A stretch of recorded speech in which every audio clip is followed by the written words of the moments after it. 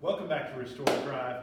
We are super excited to talk to you guys today. We have been fired up since yesterday here at the Cummings Family Fitness Center because we got our first big snow of the year. And so this gives us a perfect opportunity to talk about good mechanics around shoveling snow. We see a ton of people come in every year with back-related issues related to that first time they get out to shovel.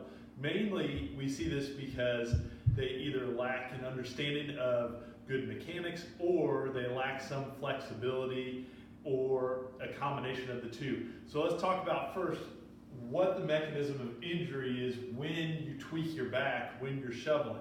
This usually comes when we're bending forward, getting down, not so much to pick up the snow, but if I bend and then twist at the same time in this position, we know that in the low back, your lumbar spine, that's a mechanism for disc injury. That is what we call a flexion, a bending forward, and rotation or twisting mechanism of injury. So how do we work around that? We really think the best way to do this is using that same squat technique. So remembering that when we bend forward, we bend from the hips and knees. As we push with our arms but keep our abs engaged. Before we start to dump that snow off, I want you to stand up, and as you turn, not turn through your back, but pivot with your feet, especially with that trail leg. I want you to pivot on that foot. So if I'm going the other way, it's letting that heel lift and that foot pivot before I throw that snow, and not just twisting with my back.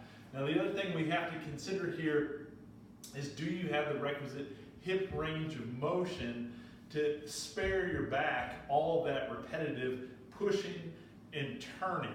So one of our quick tests, again, we've gone over this several times before because it applies so universally, is the squat test. So can you get into a basic squat position where your hips are even with the crease of your knees? What that tells us, if you can get even with or below that and keep your back straight, is that you have the normal hip range of motion you need to work around your hips.